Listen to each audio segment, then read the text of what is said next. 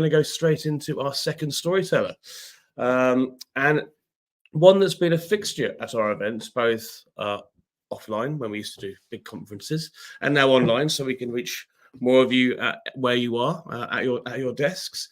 Why have we had this person back again? Because she says yes, which is fantastic, but she is an authority on workplace strategy and has multiple best-selling books to prove it.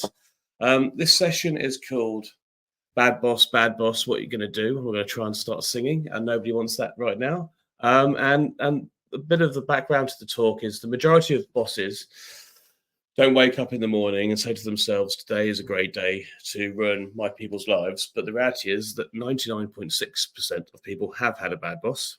I'm definitely one of those 99.6. And 57% leave their job because of their boss. Again, I think something we can all relate to. And I feel like this talk probably is a really nice follow-up to what we just heard from Bruce as well. So without further ado, please welcome to the summer series, Debra Corey. Hi there. Hello. I love it. I'm a fixture. There we go. I'm going to take that as a compliment, or that I say yes, one or the other. In the best way possible. That is a huge compliment. So thank you so much for being here. And without further ado, I will leave you to get on with it. Sounds great. Thanks. Okay, let's get those slides going. Here we go. Perfect. So yeah, I'm here today to talk about bosses. Good bosses, great bosses, and bad bosses. You could probably figure that out from the title, though, couldn't you? And I'm going to start with this idea of bad bosses, and I wanted to do that for two reasons. First of all, because we have a problem. Matt talked a little bit about that already. But also, I'm a big believer that you talk about something when you have a solution, and I have a solution. So I'm going to share with you from my latest book. So Matt shared these pieces of data, but I want to share them and give you a bit of context. So there's lots of data out there. I'm sure you've seen it before about the impact of a bad boss, how they can negatively impact motivation, happiness, engagement, and even well-being. So we've been seeing this for years. So when we decided to write our book, we wanted to do a bit of research about how big a problem is this? So how many bad bosses are there out there? So we did two surveys. The first survey, we went out globally and we said, have you had a bad boss? And it was surprising. I expected the number to be high, but I don't think I expected it to be that high. 99.6%. You read that right. Almost every single person has had a bad boss. But then we also went out to bosses of all levels and we said, have you been a bad boss? And Matt raised his hand. I'm going to raise my hand. My co-author is going to raise his hand. And I'm just pleased to hear that actually 80% of people admitted that, you know what, I've been a bad boss. So we definitely have a problem and it's not going away. And the reason I say that is that we asked people how long you've been in the workplace because we were hoping, I was really, really hoping that we would find that people entering the workforce over the last year, 2 years, they wouldn't have had bad bosses, but the numbers have not changed. So this basically says we need to do something about this because what we're doing now is not working. So what you gonna do? Well, what I'm gonna do is I'm gonna share with you 3 steps, or what we call the 3 A's, to help all bosses be great. Because that is my ultimate goal. That is what I'm on a mission to do, is to make sure that bosses out there are not making the mistakes that I've made throughout my career, or that other people who've been kind enough to share their stories with me have made, because I want to set everyone else up to be a great boss. So these are the 3 A's, and they are all about making sure that you have awareness, acceptance, and action. And if I think about one of the main reasons why we have so many bad bosses, it's partly because too often we, and I say this myself, I've done it, is we jump into action mode. We're like, someone's struggling, let's send them to a training course, let's buy them a new book. And I think that's the problem. If we don't first start with awareness and acceptance, nothing is ever going to change. And that is hopefully my biggest takeaway for you today, which is don't jump into action. Take a step back, help your bosses understand what awareness and acceptance are and what they can be. So the first one that I want to share, as I said, is awareness. And there's 2 parts of it.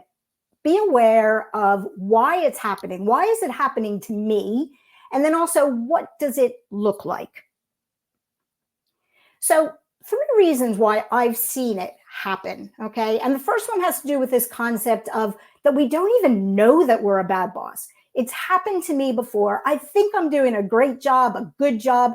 And all of a sudden I find out that actually I'm not doing as well as I thought. In the book, I share probably the first story I share is a very embarrassing story of a big mistake that I made. I actually just posted that story on Forbes last week. So yeah, we're all making these mistakes. We're not aware of it. So we don't even know that we're a bad boss. The second reason why it's happening to us is, let's be real, we all have such diverse workforces. Our people have such different needs. So we might be a great boss to one person, we might be a good boss to one person, and we might be a bad boss to someone else. So again, no wonder things are not always working as well as we'd like them to day in and day out. And then the third reason is that, again, let's be real, the world keeps changing on us. And we might not all have the skills at a certain time and place to deal with a person, to deal with a situation, to be a great boss. So those are three of the things that are causing us to fall into these traps of being a bad boss.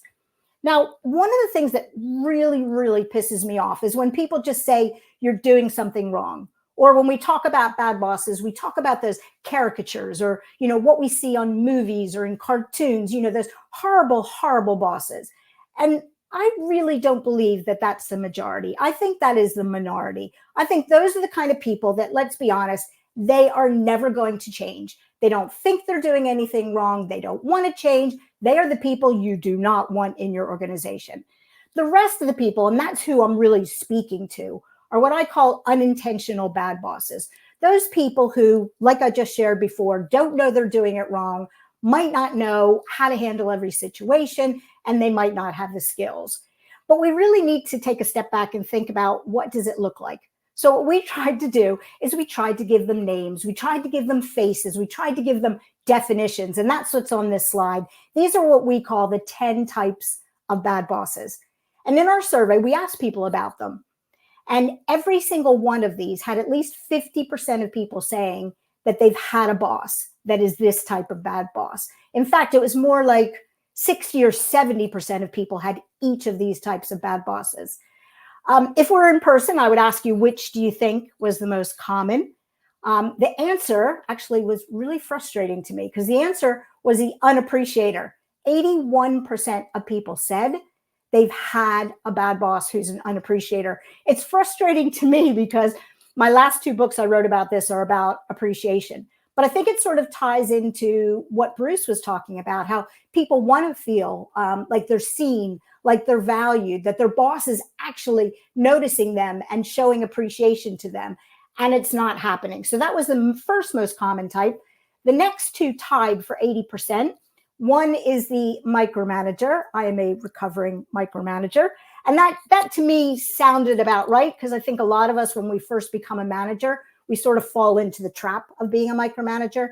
And then the other one, which was 80%, was the avoider, which again did not surprise me, because if you think about what Bruce was talking about, a lot of managers are forced in these situations of, managing people who might be working remotely, might be working hybrid. Then we get technology with AI and everything. So they're avoiding situations. They don't have time for people. Maybe they're stuck in meetings like Bruce was talking about, or they don't have the skill set to be able to manage people. So they're avoiding their people. So those are the three most commons. The others are things like the ignorer, the hoarder, the pretender, the blocker, the firefighter, the blamer, and the coercer. But again, all very common types of bad bosses. I wanted to share something with you, to give something back to you. When we were writing the book, we thought, wouldn't it be great if we could help people be more aware by giving them some type of questions they could answer, and then it would lead them and help them understand what they're doing well and where are the areas that need to focus on. So we created this boss trait assessment tool. It's 100% confidential, 100% personal. We don't even ask for emails. So by all means, the link here is badbossesruinlives.com assessment. By all means, you can use it, give it to your people. It really will help you get a better feel for which of these 10 types of bad bosses you have. So once you have this awareness of, okay, you know what, I might have a bit of a problem, and awareness of these are the types of bad boss traits, Next thing to do is to accept and embrace them. A couple of things to think about while you're doing this and while your bosses are doing this. The first thing to accept is that it's not all or nothing. There's shades of gray. And what I mean by that is, let's take the hoarder, for example. A hoarder is someone who doesn't share information with their people. Now, you could be a hoarder that shares absolutely nothing, or you could be a hoarder who, you know what, maybe I'm really good at sharing, good news, but I'm not very comfortable. I don't have the skills to share something that's either negative or a bit challenging or controversial. So there are shades of gray. Some of them ruin lives when you get it wrong. Others, it just makes things a bit more complex and much more difficult for your people. So that's one thing to think about with the bad boss types. The second thing to think about is that it's not either or. So you're not a hoarder or an ignorer. You're not an unappreciator or a micromanager. Actually, we did a survey and we looked across at how many types of bad boss types people ticked. On average, it was somewhere around 5 or 6, which means we're all going to have a couple different types of bad boss traits. And part of the reason is that sometimes one leads to the other. So for example, if you're an avoider, you're avoiding people, you're not giving them feedback, you might not be listening to them. That might lead into possibly an ignorer. It might lead into an unappreciator. So it's really important to think about that, which is another reason we really need to tackle these bad boss traits so that they don't have this domino effect and all of a sudden we end up having 10 types of bad boss traits at once. That's when it's going to cause problem. If you have 1 or 2, you work on it, you move on. The next thing to think about is that it's not static. And what I mean by that is things are going to change. Situations are going to change. Your people are going to change. Your people's lives are going to change. Work demands are going to change. So it's really important to constantly assess yourself and accept what's going on. So don't just say, okay, I've done the assessment test. I know that I'm a micromanager. Work on it, fix it, move on. Constantly revisit and think about, do you know what? Things are really tough at work right now.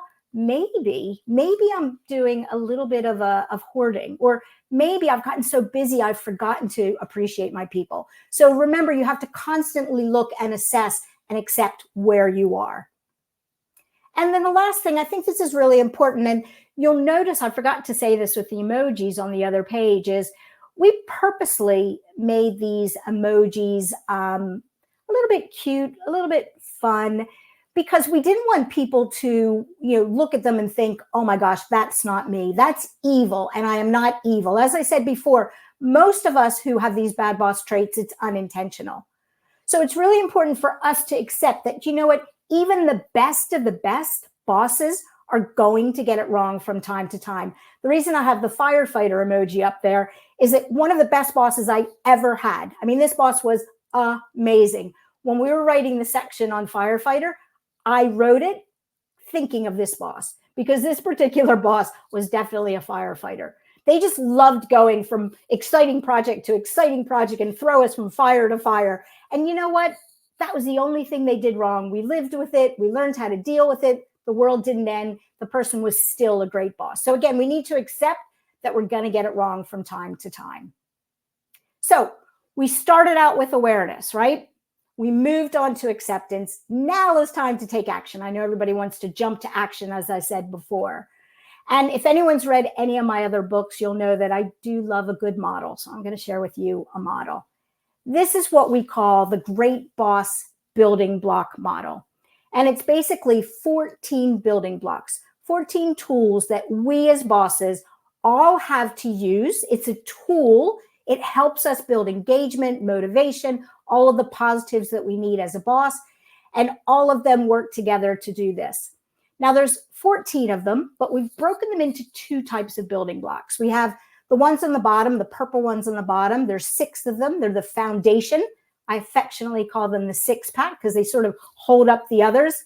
Things like empathy and compassion, authenticity and vulnerability, and respect and trust. As we all know, we've seen the difference that these make and how important it is to lay the foundation with these types of behaviors. But then the other ones, the other 8, are the supporting blocks. And these are the tools, these are the actions that we need to take from time to time to overcome our bad boss traits. Things like listening and communication, feedback and appreciation, development and coaching, and empowerment and inspiration. You'll notice that they sit side by side, and that's because each building block has a pair, a partner, and they work together because they're going in the same direction, sometimes in different ways. So for example, feedback and appreciation. Appreciation is a type of feedback. It's more of that positive. So these are the 14 building blocks that we hope that you can use in your organizations. And I say that because what I would love for you to do is take a picture of this, or you will get the slides. Take a picture of this and think about, how do these all fit into my learning and development programs? How can I make sure that if I have a boss that says, do you know what? I really need to focus on feedback, or I really need to focus on authenticity and vulnerability, you have programs in place and tools in place to help them do that. So a couple of things that I want to suggest when it comes to these building blocks. And again, think about it as you're looking at your programs as they relate specifically to them. The first one, and this goes along with Matt said at the beginning about changing the world. The first thing I would love for you to do is to challenge each of these individual building blocks. So if you have a course on feedback, for example, I really want you to take a step back. Think about all the things I talked about where bosses are having problems, how the world is changing. And I want you to think about, do I have it pitched at the right level, or do I need to challenge myself and think about, how can I evolve this? My second book that I wrote is called The Rebel Playbook, and I use this phrase all the time about joining the revolution. I want you to join the revolution and make sure that your building blocks will help your people have the skills they need to overcome these bad boss traits. The second thing is to make sure that your people are focusing on what's right for them. Sending every single person to all 14 courses or 20 courses or however many courses is not going to help them. It's too many to manage. Have them focus on, where are the areas that I really need to develop and where should I focus my time? And when they get that, then by all means, move on to another. But I think, again, what's holding us back is trying to develop too many areas at once. We're all human beings. We can probably do 1, 2, 3 things well. Anytime we do that, we get into overload mode. So focus. And then the last one is to remember that it's going to take work and practice. And what I mean by that is, it goes back to what I said at the beginning. We are going to stumble. We are going to fall. We are going to make mistakes. And we need to really make sure that our employees know that we have their back and we're going to support them and we're going to help them in the journey that they're doing. And I thought I would share a story to illustrate this. It's something that happened to me.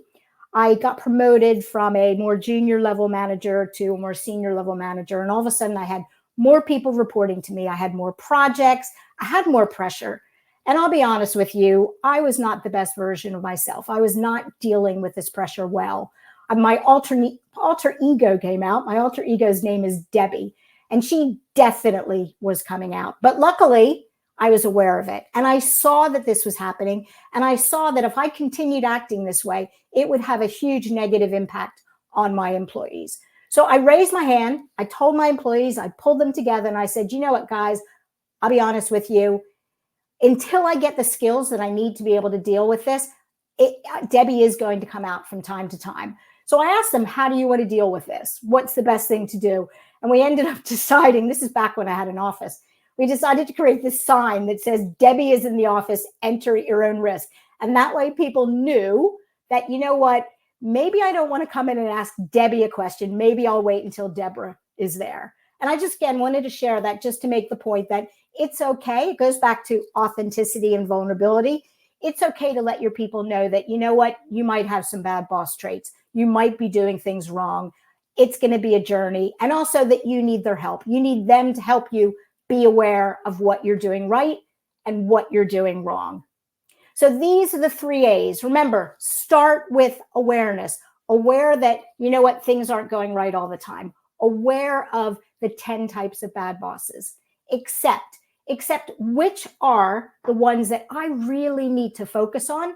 And then action, roll up your sleeves, get those building blocks out and overcome them. Because at the end of the day, every boss deserves to be a great boss. We all want to be a great boss, and all of our people need us to be a great boss.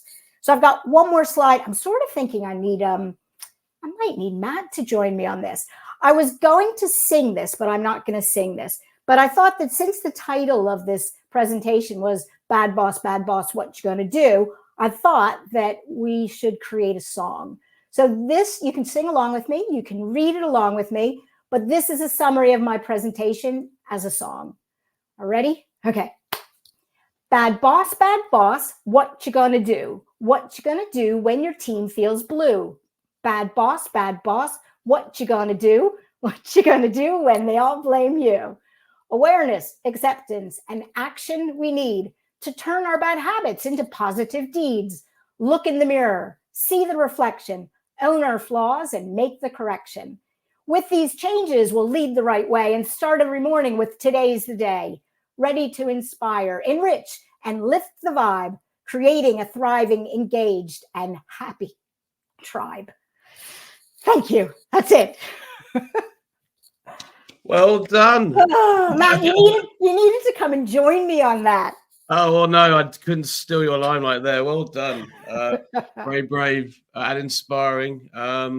We actually did a video, which I might share tomorrow, just so we have a bit of togetherness. We rewrote the lyrics to Ring of Fire by Johnny Cash once. Thinking it might be quite good. Yours is better. Not sure about that, but yeah. Yeah. No, thought it'd be a fun way to make the point. I mean, I think this is just one of the most important topics, and will always be one of the most important topics until the robots fully take over. I think the management and people wanting to be a good boss, because sometimes they're, like you said, everything you've just said, they get put in positions and don't have the toolkit necessary to do that. And we need to assume positive intent of the ones that are trying. Because as your stats said, everybody's had a bad boss, but maybe that's on us to help create better bosses. And books like yours and the work that you do will help that and help people have better experiences. So I'm very, very grateful for what you do. Yeah, thank you. And I think it really aligns with what Bruce was talking about, is looking at things differently, tilt your head. And instead of, pointing fingers and saying you're doing a bad job, see what we can do to support people and humanize it a bit. Make it okay to, say that you've made a mistake. Make it okay to admit that, I might need to work more on something. And also, I guess it goes back to the whole meeting idea. Also, give people room to do it. I think that's another big mistake that we make is we just say be a boss, and then we never give them the room to, grow into their greatness. I for having heard both of your talks, I think there is a far greater, it's a sweeping statement, but a far greater sense of curiosity because we've had change thrust upon us through the pandemic, and coming out of it and return to office and looking at calendars versus the office and everything else that we've gone through. I do think there is a greater desire to be curious about how we can be more intentional and to solve these issues to create a better place to work. A lot to unpack there again. So I'm just very grateful. Very grateful. I just want to see if there's any comments from the audience. Just another person saying how fantastic you were. Thank you very much, Gregory. Thank you. Anything else you'd like to add before we sign off day one of the summer series? No, I just, I think this is a great opportunity, the summer series, to just really take a step back and focus on what's important. I think we all get so busy sometimes, being able to look at this data and look at opportunities. And then we need to give ourselves the time to then go back and do something with it. Because it's great to spend a whole week listening, but then everybody needs to put time in their calendars and then diaries next week to say, what's the 1 or 2, 3 things that I'm going to do different next week? And I'm going to give everybody that goal and that challenge to do that. And by all means, write to me and let me know what your 1, 2, 3 things that you're going to do. Definitely do that. Get in contact with Deborah. Absolutely, not Debbie. No, not Debbie. You're a recovering micromanager. I'm still recovering from a micromanager. So yeah, that's. But no, thank you so much. Have a great summer when it turns up, and we'll speak soon. Sounds great. Thank you. Thank you. And thank you to everybody that's been listening. I hope you've enjoyed the content. Lots of different ideas. Also, I think great ways of putting a story around the challenges that we face and the evolution of the workplace that's happening at a very, very fast pace. Yeah, I'm just trying to absorb it all myself. We will be making these videos on demand, as we always do. We'll also be creating shorter clips to take out the main points of inspiration throughout the piece. Bruce's slides are available, as I think Debra's will become available. Everything will be on the website, either in our content section or the events page. And we'll be back again tomorrow at the exact same time, as we will be on Wednesday, Thursday, and Friday. And we really look forward to delivering you some great learning and a bit more inspiration. But for now, thank you very much, wherever in the world you are tuning in from. Bye-bye.